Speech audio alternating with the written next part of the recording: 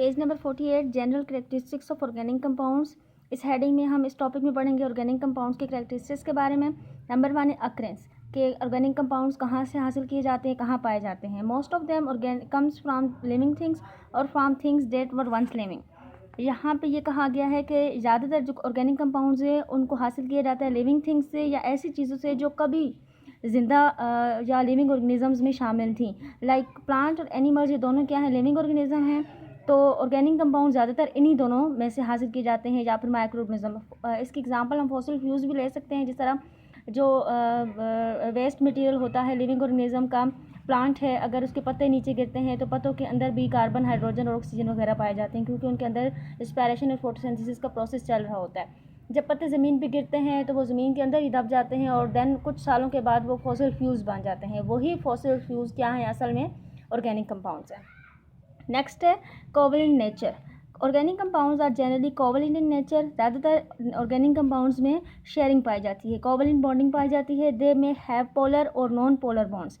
ठीक है, बाजू का ये पोलर बॉन्डिंग करते हैं और बाजू का नॉन पोलर, मीन्स के अलग एलिमेंट्स के साथ भी रिएक्ट कर सकते हैं और एक जैसे भी, जिनमें पार्शियली पॉजिटिव और पार्शियली नेगेटिव चार्ज भी मौजूद होते हैं।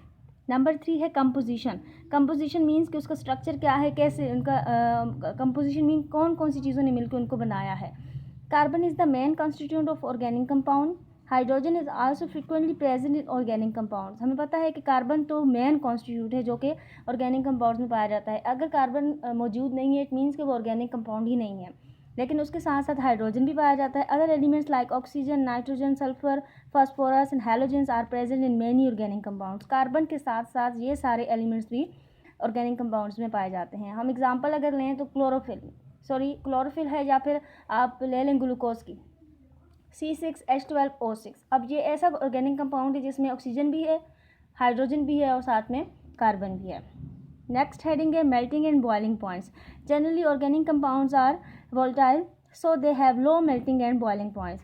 ज़्यादातर ये वोलेटाइल इन नेचर होते हैं, इसी वजह से इनकी जो बॉइलिंग और मेल्टिंग पॉइंट्स होते हैं वो बहुत कम होते हैं। बहुत कम पॉइंट्स पे ये बॉयल भी करते हैं और मेल्ट भी हो जाते हैं। नेक्स्ट हेडिंग है सॉल्युबिलिटी, मतलब डिजॉल्विंग पावर कितनी है इनकी। Organic compounds are non polar in nature. They are soluble in organic solvents such as ether, benzene, carbon disulfide etc. यहाँ पे हेडिंग के साथ ही ब्रैकेट में लिखा है like dissolves like. It means के इनकी सॉल्युबिलिटी तब पॉसिबल है अगर ये नॉन पोलर हैं तो ये नॉन पोलर ही में डिजॉल्व होंगे, ठीक है, और अगर ये पोलर हैं तो पोलर ही में। ये चीज़ हमने डिटेल में चैप्टर नंबर 6 में क्लास 9th में पढ़ी थी कि लाइक डिजॉल्व लाइक मीन्स क्या है, कि डिसॉल्युबिलिटी रूल है कि एक जैसी चीज़ें एक ही जैसी चीज़ों में डिजॉल्व होती हैं। अगर वो नॉन पोलर है तो वो नॉन पोलर ही कंपाउंड में डिजॉल्व होगा। Organic compounds are soluble in alcohol such as methyl alcohol and ethyl alcohol. अब अल्कोहल क्या है, नॉन पोलर है तो वो उसके अंदर हो जाएगा, रिएक्ट कर जाएगा। नेक्स्ट है similarity in behaviours homology. There exist a close relationship between different organic compounds. This similarity is behavior has made the study of millions of organic compounds easier. They can be classified into few families, a series of related compounds in which any two adjacent molecules different by CH2 group is called the homologous series. अब यहाँ पे होमो means क्या होता है, same. मुख्तलिफ किस्म के जो एलिमेंट्स हैं, ऑर्गेनिक कंपाउंड्स हैं, उनमें सिमिलरिटीज़ क्या हैं, सिमिलरिटीज़ की बेस पे उनको कैटेगराइज कर दिया गया है, उनकी क्लासेस बना दी गई हैं, ठीक है, उनके फंक्शनल ग्रुप्स को सेपरेट कर दिया गया है, जिसकी वजह से ऑर्गेनिक कंपाउंड्स को पढ़ना, उनको डील करना इजी हो गया है। यहाँ पे मैंने इसका मीनिंग लिखा है, होमोलोगस मीन्स होता है सेम बिहेवियर। ऐसे ऑर्गेनिक कंपाउंड जिनका बिहेवियर बिल्कुल सेम है, उनकी प्रॉपर्टीज सेम है।